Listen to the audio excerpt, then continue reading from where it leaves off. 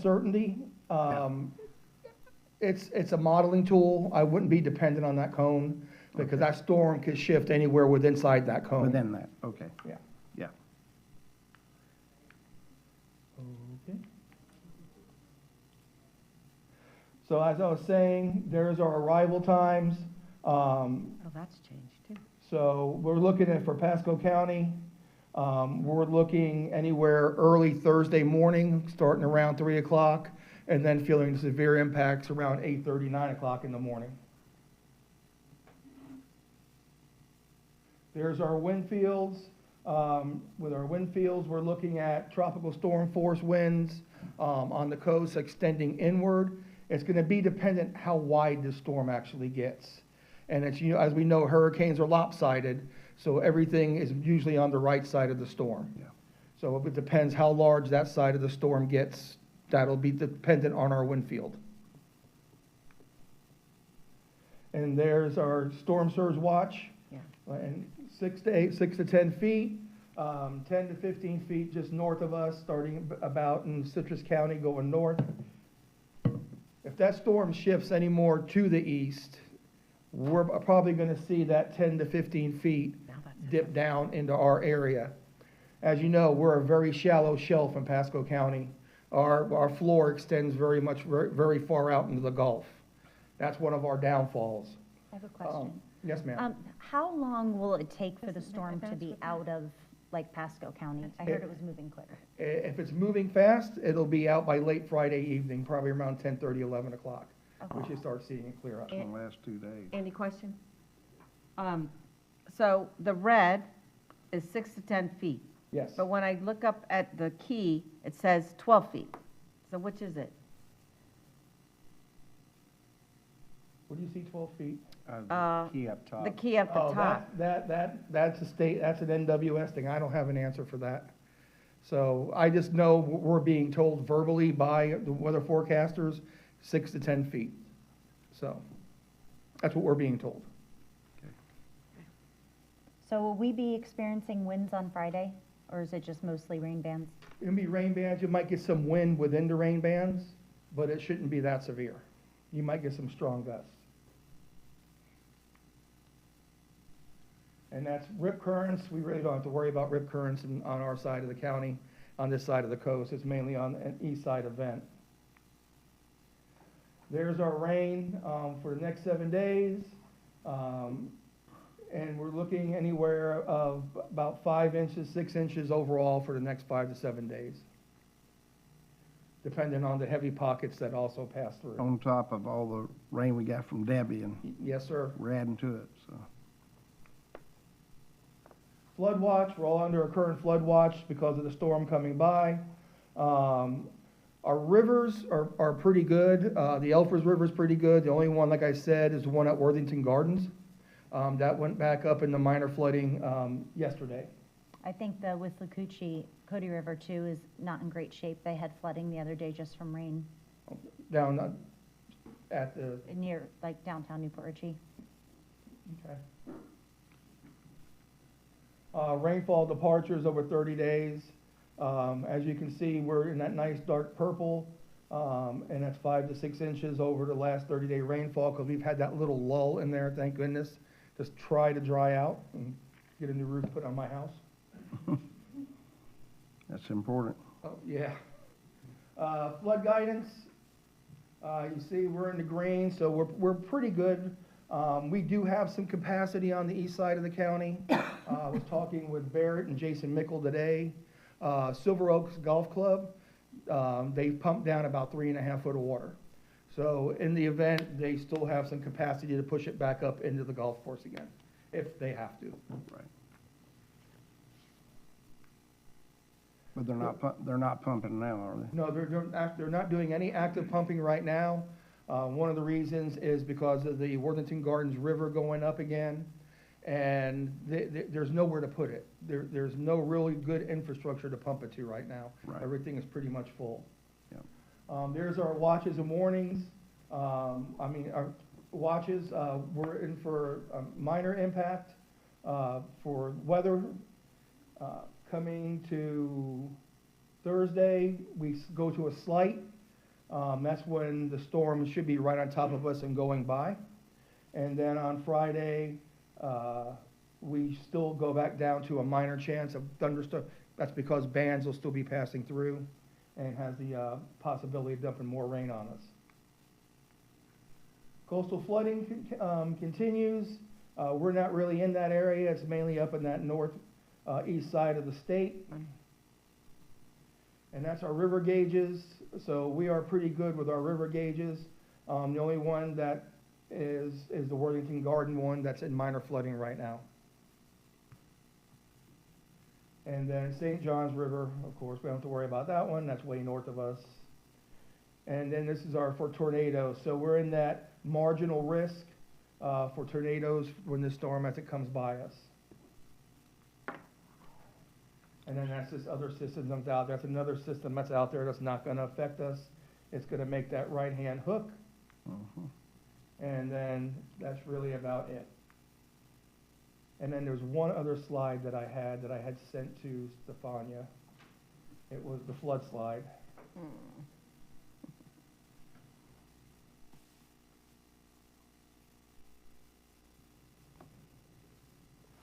Can you blow that up a little bit? That's all our coast on Pasco. That's all our coast on Pasco. So anything is red, that's that 10-foot surge mark. And as it rolls backwards, it drops down. The orange is 6 foot, and then the yellow is, I believe 4 foot. Can you also show the rest of the county? Yeah, I was gonna say, can you scroll, like? Because I can't see my area either. Down more. Keep going.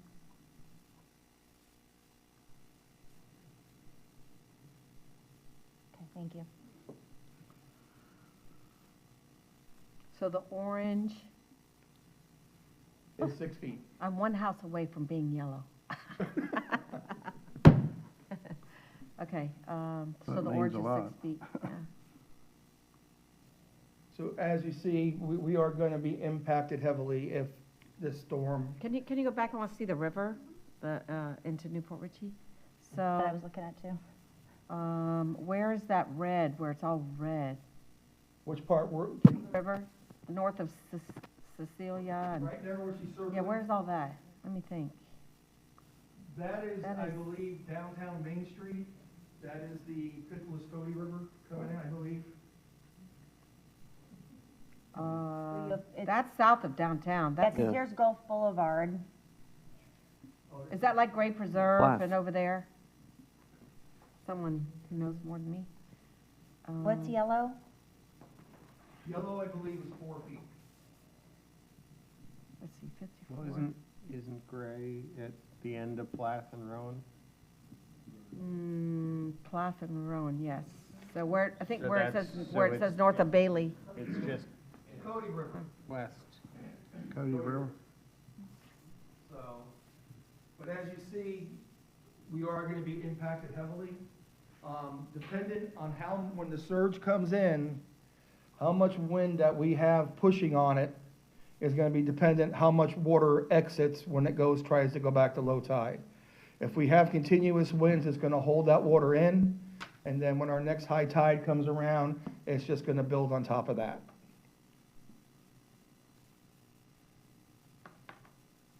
So mandatory for A starting when? Tomorrow morning, So So we're we're gonna gonna give do them it- one day to Huh? pack up and leave. ma'am, that's all we have. Why aren't we saying it today or this afternoon? I'm just, What was discussed, and the consensus of the discussion was to start the first thing in the morning. Is that gonna be a problem with our roadways if Hillsborough and Pinellas are doing the same thing? So, no, I don't believe so. Historically, it has shown, the only other storm that we really had that had a major impact on our roadways was Irma back in 2016, and that was because it was going to be a direct hit on us. Historically, it has shown, we order evacuations in Pasco County, people don't move. They don't listen. they don't. We had Idalia, and we opened shelters up. I ended up with 15 people in special needs, and I think we had 20 people in general population. Yeah. I think this is a whole different animal, though, than Yeah, but Debbie. They won't, Not they Debbie. won't, they won't act. It is a different animal, but they'll still think of it. They are complacent. I preach it till I'm blue in the face, and the citizens of Pasco County are complacent. And I would like to see that change. I wish there were ways we can make it change, but unless it happens to them, they don't listen. So what time is the weather going to deteriorate around Thursday? Be early Thursday morning, probably about 3 o'clock. So they have all day tomorrow, and into tomorrow evening to go ahead and make their move.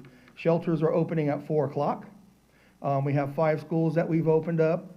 The Fasano shelter's being opened up for special needs at 9 a.m.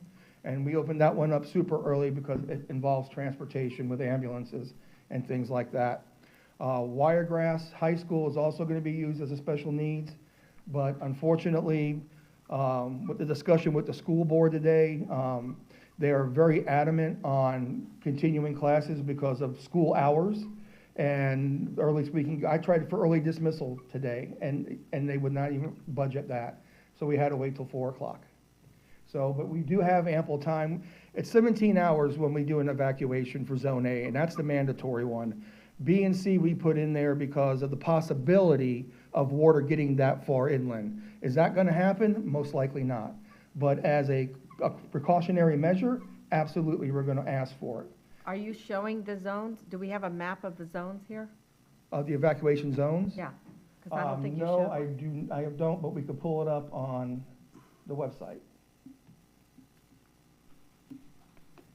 And so if you start evacuation tomorrow, what does that mean? You have till the sun goes down or till midnight, or when do you want people out by? So when we order the mandatory evacuation, we want them to start moving then. So it is on the county, the media, our media relations group is messaging that out. They are putting out that the evacuation will start tomorrow morning. They've already put out what schools we're going to open up, the shelters we're going to have open for tomorrow. We're going to open up an employee shelter at PHSC, as we always do. All the shelters will be pet friendly. So schools are going to be open even though you're having the emergency order? The evacuation, yep. Because I can't move it any other way. I tried to get the schools, Mr. and Branford and Mike were on the line with me. The school board would not budge. And it's all tied, and I understand their angst because it's tied to state statute and school hours. So they can't make those hours up once they lose them. So I'm tied at the hands of them. So can you go over what the different zones are here? So red is Zone A, that's our coastline, and then we have some interior portions that are along rivers that get heavily flooded. Yellow is Zone B, and then we go, Zone C is the green, and D is the blue. And then we have E, which I believe is purple, but we really don't have that many on purple. What's the orange? The orange is B. Okay, you said yellow was B, so. Orange is B. Orange is B, yellow is C, green is D, blue is E. Okay. That's easy for you to see. Should we have something like this with those letters on it so that we could put it in our, email blast or newsletter or whatever? So it is in our disaster guide. The center of our disaster guide. Yeah, but I can't I can't do that in an email blast in a moment when, We in can my provide you a newsletter. product like that shows those. yeah, I need that PDF, right? You guys who have newsletters. Yeah. We need to get I think that the other map that showed where the flooding's going to be is probably even more relevant, though. out. Both of them, I think both is good, but I think that other one's going to show you actually what this is going to do. yeah. So that other graphic I just showed you, that graphic is going to change. So it's going to change with the track of the storm. So what might be all red might turn to a little bit of oranges. What's oranges might turn to red. It's going to be dependent when the storm emerges in the Gulf, has a definitive eye, and we get an actual direction of where that center of that storm is. Because right now, it's just a blob. They know where the center of the blob is at, but they can't pinpoint the exact center and where it's gonna emerge over the Cuban coast. There was a lot more red in Gulf Harbors yesterday than there is today, so I think that little wobble, and maybe the Could speed be. helped a little bit. But then again, check the 5:15. Yeah. I mean, it Because the just bounces times back changed and forth. significantly on arrival. The times changed Yeah, when and, it was, and it's gonna do that, and that's, was one of the concerns was that this morning, it was in the exact same place it was last night, it didn't move. And the, NHS and NOAA, they have a high-pressure system that's up in the northwest United States that's starting to shift down. And their concern is that high-pressure system is gonna shift down low enough to direct that storm more east. So until it emerges over the coast and starts getting that forward momentum, it's gonna be influenced by both high-pressure systems that are out there. and when do you anticipate, when will we know that? When, tonight, sometime It could be tonight, it could be in the morning. I mean, I'm checking the 11 o'clock forecast, I'm getting up at the crack of dawn doing the 6 o'clock forecast and a 7. So you can reach out to every media outlet and everybody's gonna tell you something different. Yeah. I listen to two people. I listen to the NWS and I listen to the state because they're always working and they have representatives in each other's office. I don't do Mike's weather page. I don't do all those things on Facebook because they're not reliable. They want to paint a picture that they want you to see. So that's why I use the two reliable instruments that we have. All right. Mr. Chairman? Yes, sir. So I think this meeting should be broadcast out so it can keep on running on our own government page. And when we update, but especially the current maps. I think it's critical for people to see this. And just for, like you said, we don't have to worry about advertising where people don't believe the things because they think they're just trying to sell advertising, keep watching the channel. So I think what you've got here is something real good. If you can keep updating your map to say, here's what it looks like, here's what it looks like, that would be a great help. I got a few ideas. We talked to a U-Haul over on State Road 52 that sits up fairly high for being right along 19. They're making 150 parking spots available for those on the coast that can park over there. I think we should be looking at opening up all our libraries, all of our government centers during the storm, where people that, especially on the coast, can park their cars there because that might help them even to leave if they're going to get out. Having said that, I was talking with Lakuchi today about, the possibility of, if the storms come in, shutting down power. They've got a lot of control where they can do a lot of things. They can do it a little bit late in the day, late in the game, and do it safely. But I think if this storm's coming in, I don't want to see Withlacoochee out in the weather again where they're in danger. I don't want to see our people having to go down these roadways to try to rescue people coming out. I think if the message gets out that if this storm does come and these storm surges hold the case, we're going to be looking real closely to shutting down power, shutting down water and sewer. It's going to be a lot easier to bounce back from it. And it may be the trigger that gets people to say, you know what? They may make the decision to stay home, knowing they're not going to have power, knowing they're going to have the water and sewer, and that can be their conscious decision, but I don't want to put our people in danger to go trying to save them. Well, to go along with that, I think you'll find that WREC, TECO, Duke, all these different power companies, they will not put their people in danger, and we shouldn't either until we see it's okay for get out and get things straightened out. So I think that's something we all go by, is the safety of our people. So, Mr. Chairman, yes, sir. utility has the authority to shut water down if the system is going to be compromised, or if, basically to protect health, safety, and welfare. Right. I don't believe that you can shut sewer down based on my previous research, just because it's sewer. It's, even when you don't pay your bills, we can't shut sewer down. There's no valve. But I don't know what the capability of the county is to shut down A as a block and not get B and C. I don't know if our valvings are such. I know of jurisdictions that if they're a barrier island, they say, yes, we're going to shut your water off. You don't have the authority to do power, but if with Lakuchi is gonna, that's up to the power companies about their service. But I would also encourage, if the board was gonna go in that route, I would encourage early messaging that at midnight on whatever, I guess it would be Wednesday at midnight, Yeah, it'd be Wednesday at midnight. that you were gonna turn that switch, so that people know that they're gonna be without service. Well, just to, if I could, so in talking with Lakuchi, they can actually do segment by segment by segment, which is probably the better way to go. They can wait a long time, but I think it's something that we just need to be conscious of and getting the word out to the public. We're feeling the danger, we're gonna go. And I think they've coordinated with the sheriff's department. They can work with our firefighters as well to kind of make sure that when they do, if they are shutting down the power, that we make sure that there's protection out there at the end of the neighborhood, so there's no looting going on as well.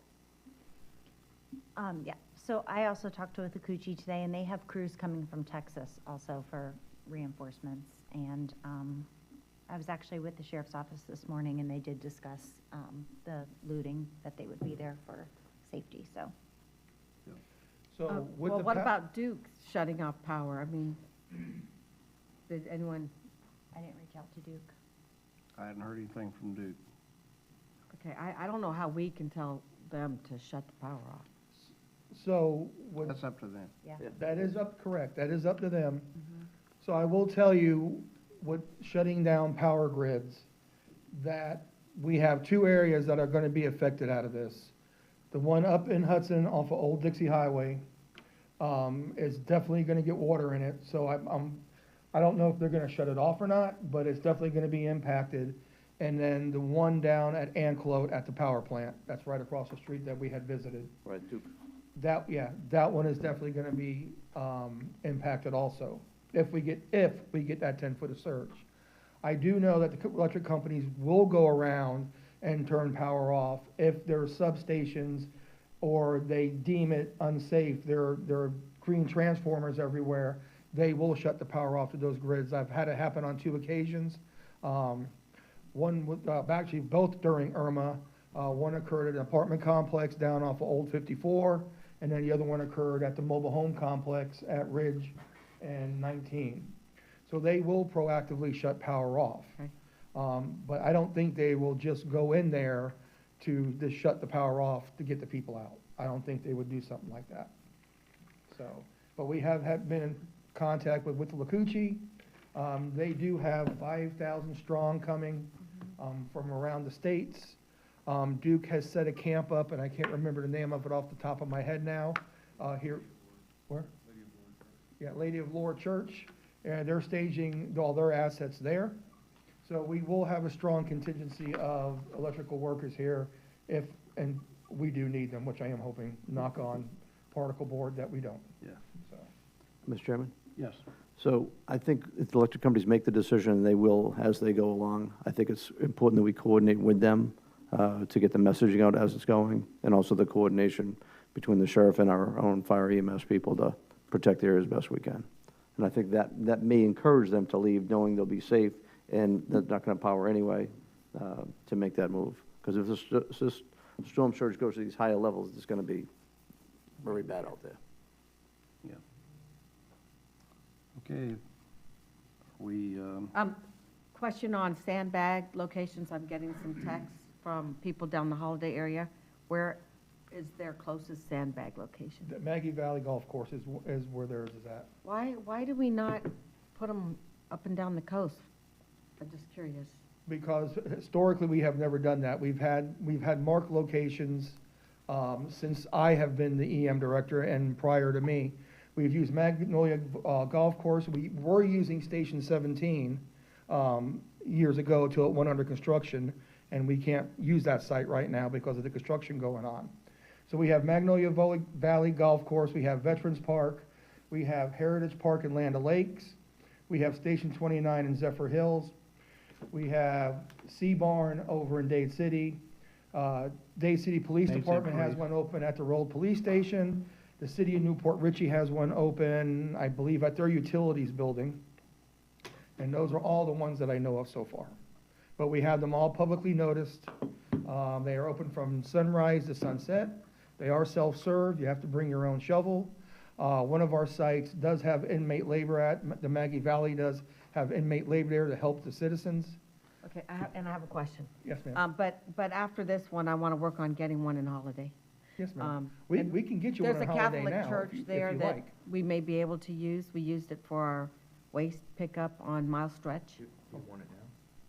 Oh, you can put one there now? Yeah, if you give me the address, I will get one. Well, we have a library there, and we have a fire station on Mile Stretch. But you gotta remember, when we open a sandbag location, it's not one or two people that show up. There's a lot of We people. get Yeah, there, traffic, and I can't block I- the fire station access. you know who's a member of the church that we would need to get permission from is Andrew Baxter. Okay, Is Andrew back there? no, he's No. not here. So maybe we can ask So- Andrew to see if they can open up that church for sand? All right, if I have a county site I could put it on, I'll get there and I'll put it on a county site. That's not a county site, it's a church. Yes, but if I have a county site in that, Oh. in that area, Okay. we I have a fire prefer to use station. that, so we can just dump sand and go from there. All right, and then here's my next question. Cindy Jolly sent me a picture of a guy who's selling sandbags that he filled at our sandbag site. I don't know where he's selling them for $10 a bag. Is that legal? I'm sorry, she wa- Can a peddler do I that? was like, well, he did the labor, I don't know, he got free materials, but. If we haven't if we hadn't limited the number of sandbags that somebody can take from one of our sites, and it's free for the public, I think it would be, we'd have a hard time saying it was not legal. So we have a 10-bag limit Just have- at the sandbag sites. We just do, created a we have, we market do with make, question into this we do make an exception for volunteer organizations that are coming to pick up sandbags for elderly or disabled residents, and we will let them take those sandbags and deliver them to the residents themselves. I just have one quick question. So if we have constituents call, what time-ish do you think we should tell them to make sure that they are off the roads? Off the roads, I would be off the roads by midnight tomorrow night. Midnight tomorrow night, okay? Because we're gonna start getting bands of rain tomorrow evening, late in the evening, but we're not expecting the winds to start pumping, till much later in the morning, so. Mr. Chairman? Yes, sir. You know, sometimes you see long lines of these things, people waiting. You know, I appreciate that we have, at least Magnolia Valley, have inmate, the goodies out there, the inmate labor, but I think we ought to be putting on the rest of them as well. I think you need more of those inmate labor out there, because the quick you get people in and out, it's a Yeah. fast-moving storm. Yeah. We don't have a lot of time Yeah, here. yeah, we don't have a You need lot to of get people time. in and out of there. Yeah, so I've already worked with my team to open up our veterans park. Can you please use the microphone, ma'am? Oh, I apologize. Sorry, I didn't see you there, Stacy. That's quite all right, Commissioner. So we did set up Maggie Valley earlier today with inmate labor, and we were scheduled to open up veterans with inmate labor from 7 to 7 tomorrow. Okay. I can take a look at our work crews and see what else I can establish out there. Okay, I think those are your two most critical ones being on the coast, so I think I'm good with that, unless the others want to see it more out there as well. Question, it's not on you, but I hope you can set one up on Mile Stretch, and they're anxiously awaiting the news. Last time, I think we had to evacuate a hospital. Was it Bayonet Point? Yes. Bayonet Point was years ago, but that was from a Oh. lightning strike. Okay, so it North wasn't Bay, flooding. they tend to want to evacuate dependent on the storm surge. We've been in contact with them, and they are content. We've offered all the hospitals that are in Bayonet Point and North Bay. We've offered to put tiger dams up around their facilities. We've offered North Bay that. They both have declined the tiger dams. Is that what Tampa General has? They have a different system. It's not a tiger dam. That's amazing what they. Yes, it is an amazing system. Very expensive, but an Like that around amazing my system. house. But we are using tiger dams right now out in Zephyr Hills. Yeah. And there's good thought process, but the thing you need to remember, once you put a tiger dam around a structure, you're not leaving. Because it's not something you can just pick up and move. It's very large 36-inch tubes that are filled with water. Oh, I've seen and they those. butt up against each other, and they could frame it out. Does some water get in? Yeah, but not like a flood. But the drawback to it is, once that structure is built, who's ever in that structure is not gonna be able to get out. They can't drive out. They could walk out and jump over, but they can't drive out because it cannot be moved. Okay. Those around those houses in Zephyr Hills, I know they're, I think around that one house had 48,000 gallons of water in that, Yep. that band, that Tiger band. Wow, how much did that cost? What was their Just water pumping bill for water in that? that water, no, it's not, it was from the pond, actually. Oh, Yeah, they just fill them up. The state, Fill it up with the that state's the one that's doing it. Yeah. okay, my next question is that wastewater treatment plant that we share with Newport Richey, that's on the water. What do we do with that when it goes, it's gonna go under? Yeah, so if they'll shut it down. That's What does that was, I mean think. for people living, that use that along the coast? That I do not know. Does that mean you won't have running water? So should they fill their bathtubs? What does that mean? Because that is in the 10-foot to 12-foot. Yes, so the response, I don't have a response for that. But as he mentioned, if it happens, then it will have to be shut down, and there's a process to follow. I can get that response to you. I think we need to be letting the coastal people know they may have their water shut off. Wouldn't the water get shut off if you close that? Yes, and I'll get that out to you, Okay, yeah. right? Yeah. In I years, don't know how in years far, past, I don't that's know, why I they don't know how always, big that territory is of that plant. water's We very need to have important. that map. Water's very important, and in years past, you always heard people filling up their bathtubs and Yes. all, so they'd have water after the storm went through, so, because the water was shut down, so. And Branford, with high waters like we're talking about, there's endangerment of that water being infected with some off-site water or something, so, yeah. is there a map that we know that, where that water treatment plant is that services the residents? Yes, we That do would have be a map showing all our wastewater treatment plants. That would wh- be affected by that one? Yes, Okay. Could you share that with us as well? yes, we will, I'll get that. Thank you. Okay, we've had quite a bit of discussion. This time, let's, Mr. Chair? Yeah, yes. and, is the county departments, any of them planning to close tomorrow, or is it a full day? So, county will be closed on Thursday. Okay, all right. And I just wanted to let you know that the finance department is making payments on the purchase cards, so I know that's probably going to be utilized more after the storm, so you should have clear balances on everything to be able to do that. We're also issuing payroll sooner, so that everybody can get paid. So that's good as well. And we're doing prepayments on some of the bonds that are needing payment coming up, so that we can take care of all of that as well. And our finance has already set up the account codes for any purchases that are made throughout the county, and then payroll code for the storm also, so that way we can start Yep. coding for reimbursement. Right. Just looking for a call. Okay, Madam Clerk, would you please read the resolution?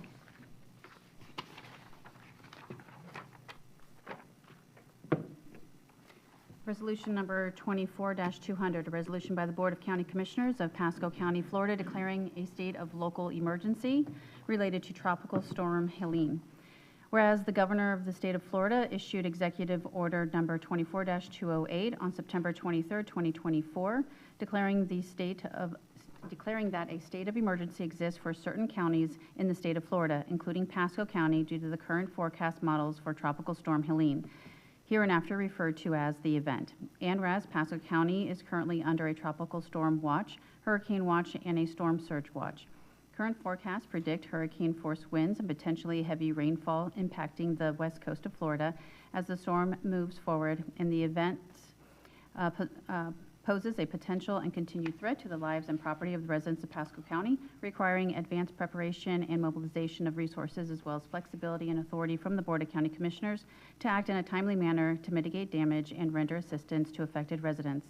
And whereas the current forecast models for the event project it will reach hurricane force strength, and there is an increasing possibility that Pasco County will experience that Pasco County will experience the storm's effect, and whereas Pasco County remains under a local state of emergency due to flooding in East County caused by Tropical Storm Debbie declared on August 2nd, 2024, and whereas current forecasts predict sustained high winds, heavy rainfall, storm surge, and potential flash flooding impacting the west coast of Florida as the storm moves forward, and the event poses a potential and continued threat to the lives and property of residents of Pasco County, requiring advanced preparation and mobilization of resources as well as flexibility and authority from the Board of County Commissioners to act in a timely manner to mitigate damage and render assistance to affected residents.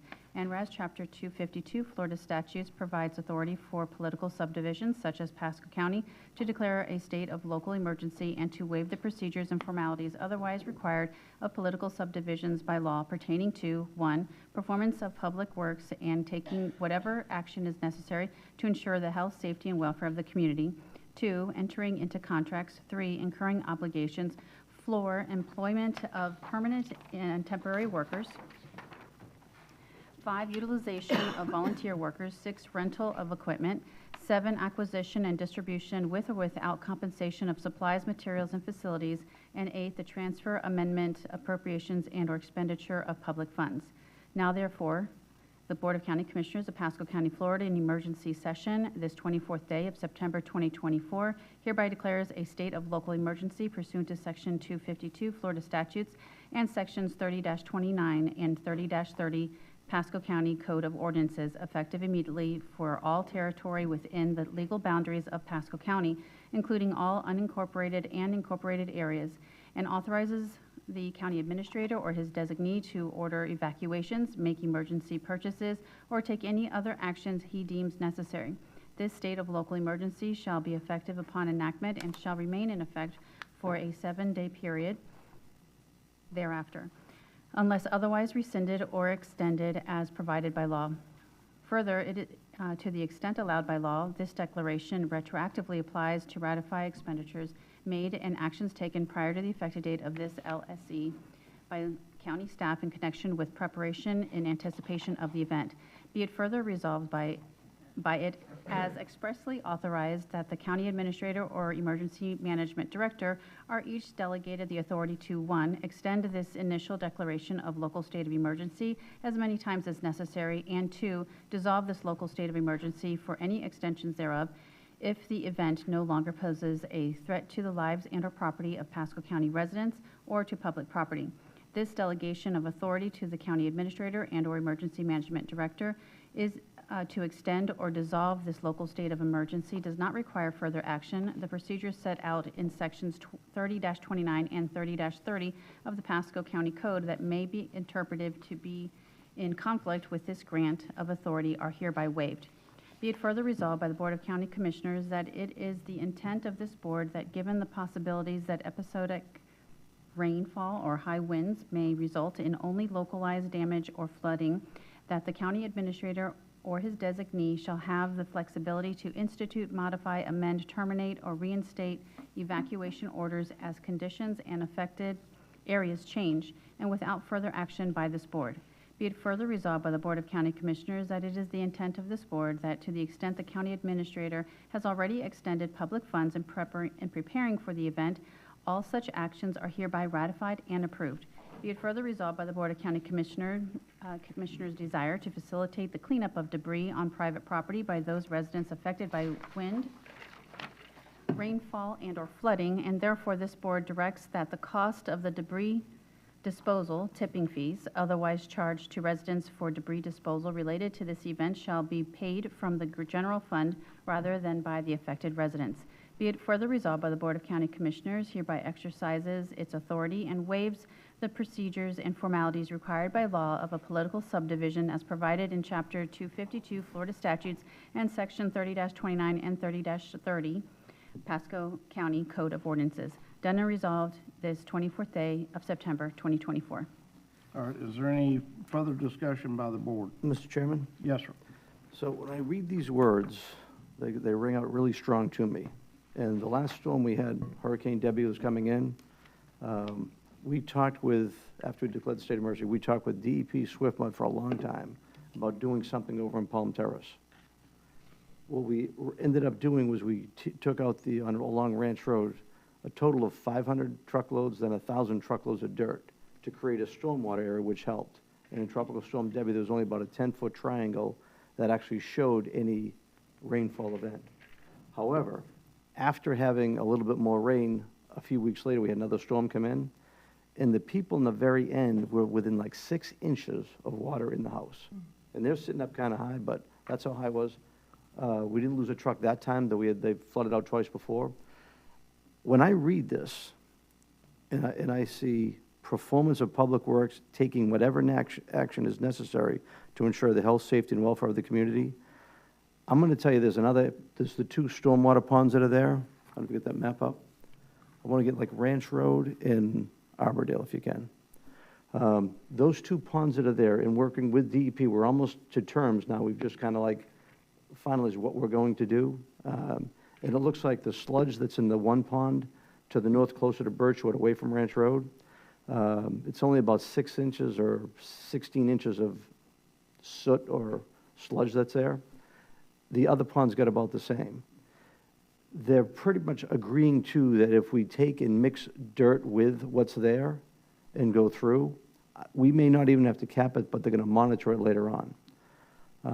I'm saying this because I got Branford here. I know Jason is out there in the field, I guess.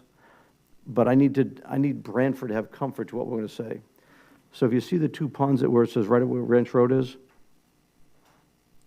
So let me just go back first. So go to the right at Hanks Lane. See that big long green area where it says Hanks Lane and Arbordale Drive? That is now all dug out. We dug it just above the water table. It's a tremendous water storage area. But even with all that, the storm we just had a few weeks ago, it flooded all the way up from where it ends like Arbordale Drive.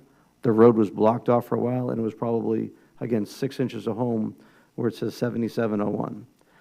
So back to the big pond, they were going to like put dirt in with it, mix it around. Same thing with the lower pond as well. That's right below it. That's right above Ranch Road. So there's 2 ponds that are right there. So I'm going to suggest to Branford, whether DEP agrees or not, because of that verbiage of performance of public works, taking whatever action is necessary to ensure the health, safety, and welfare of the community, 2 things could happen.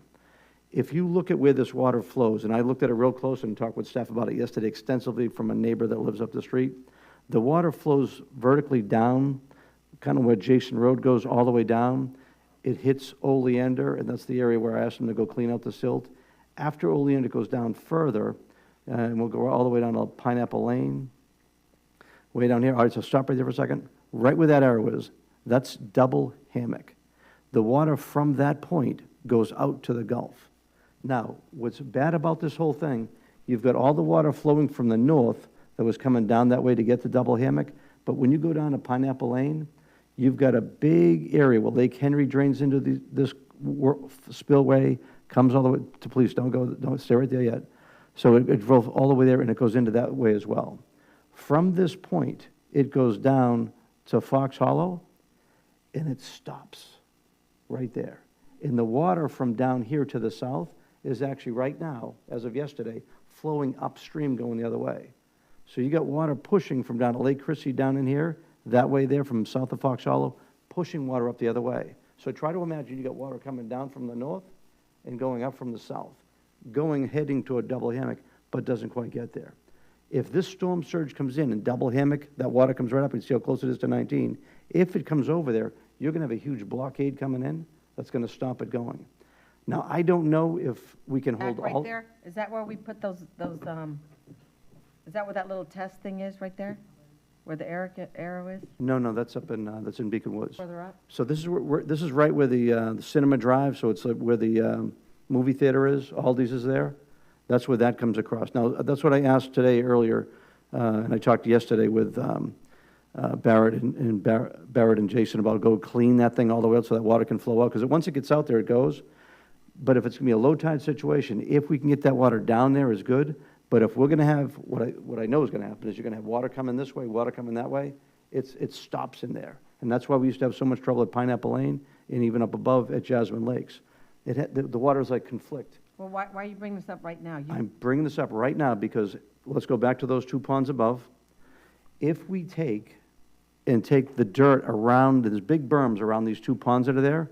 If we take and put in the dirt around, let's say, the top pond first, we kind of like topple that in, and then we go take the lower pond and take the sludge from that and pop it over, and then we take the berms from both and then cover over the top of it, two things can happen. You're going to create all that stormwater protection, like it's almost 2 acres of land there, and you're also then going to protect the sludge from being exposed, which if it does, You're trying to keep water from there going into the other yes, it won't, this channel way here, into yes, town? exactly. This way here, it won't travel Trying down to put a south. dike there? Exactly, it's going to flood it all down. So now it can actually control the water there, and just like we did over at Arbordale, you can create a stormwater pond right there that you cover over the sludge, so it's environmentally safer than it is even right now. Because if all the stormwater goes in, let's say it all floods out and goes all in there, all that stormwater sludge is still going to go downhill too. So now you get health. But if you cover that over with the dirt and put more dirt over the top of it, you make it protect better, and you can contain a lot more water right there where, right now, it's just going to go downstream and have that conflict. Well, can It's you heavy. design an engineering solution right I don't know. now, today? That sounds good, but I'm not sure we got enough time to do all that. Well, so. listen, we didn't have time to go engineer digging all that out, but literally, talking to DEP, the agreement with David Allen right now and them is to go take the dirt, or take the sludge from one, put it in the sludge of two, mix it all up, and then cover it over, without even, and I was gonna try to, Let Branford speak. go ahead. Well, we've been involved with what he's saying, and the difference has been noticeable, in terms of the work that Public Works did.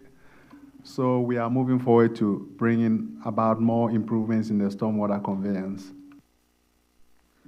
So keep in mind, out there, I think he's asking if you can do this project today or tomorrow. with it. No, it takes some time for us to come up with that. All right, so is David Allen, can we get David Allen? David Allen's working with TEP, and literally, the agreement is, they're gonna go take the sludge from one, the little pond there, to put in the big pond, mix up the soils, cover it over. They're gonna do testing on it for about a year. It was to the point, we thought we were gonna have to hard cover it, kinda like we do with arsenic, whatever, but with all the dirt that's there, what's that? David's on the call. All right. David, you there? I just heard him. I'll text him. Try to unmute. Can you guys hear me now? Yeah. Yes. Hey, David? Yes, hi, Commissioners. Yeah, I've been listening in on the conversation, Okay. and I think the challenge is that fundamentally, I think that we would need to coordinate with both FDP and SwiftMud, and really the challenge is the existing vegetation in both of those ponds. You know, we could look at something that might help divert some of the water into them on a short-term basis, but I think that, you know, for the emergency use, but we wouldn't be able to continue to operate that way for an extended period of time. Well, David, let's talk about what you've been negotiating with them. As you told me in the past couple of days, they're telling you take out the vegetation part, and then you're going to scoop down about 16 inches or so of dirt, depending on how much is there, and you're going to then put that dirt in the other pond and then mix it with dirt, correct? Right, because we have high metals right now in certain locations of the ponds, and we would need to dilute those to be able to meet FDP's decommissioning requirements for the wastewater treatment plant that's there. Right. So if you're going to have to, like, let's say, mix the soils up, if you took the berm from around the big pond and put part of it into that, you could then take the soils to mix it in, and then put more dirt over the top, or put the sludge in from the second pond, put it up, and then mix more dirt over it, and then put more dirt over the top of that. Yeah, that's the long-term plan, Commissioner Mariano. And, you know, one of the things that we're looking at right now is looking to make sure that we had a place to dispose of the vegetation. And I think that given the time frame that we're looking at with how quickly the storm is moving, I don't think a day is going to be enough time to be able to accomplish both getting the vegetation out as well as the earthwork that would be required at the site. All right, well, if I didn't see our staff take out 500 truckloads of dirt in 48 hours, I'd probably agree with you, but I'm talking about all you've got to do here is to go plow dirt in, Mr. Chairman, scoop dirt out. we can't work through that right now. We need to go forward with our resolution and our motion. I wanna And go then through the- afterwards, we'll sit down with the team and let the team come up with the best plan for that. And, So, and I did have a question, but did we vote on the resolution? No, Chair, we you have want to not. call the question, That's Chair? what we need to Yeah. do. Call the question. I'll move approval. Second. Okay, I have a motion and a second on the resolution. It's a roll call vote. Madam Chair, or Madam Clerk, change your position. Giving me a raise? Yeah. Hey, District no. 2, Aye. thank you, Commissioner Reed. He's ready. That'd be a pay District cut. 3, Commissioner Starkey. Aye. District 4, Commissioner Yeager. Aye. District 5, Commissioner Mariano. Aye. District 1, Chairman Oakley. Aye. Let it note that the motion passed 5-0. Is there any need for any other discussion? Yeah, Thank you, Mr. Chairman. I had a question. Okay, you had a Sorry, question. mine's much shorter than yours. How do you know? When we were on the call, you had left, but we are right in the midst of putting in a drainage program for the old golf course at Gulf Harbors. And I'm curious, are we using the pump right now, or is that project done? Because that's on the map is one of the red areas. The project in Gulf Harbors.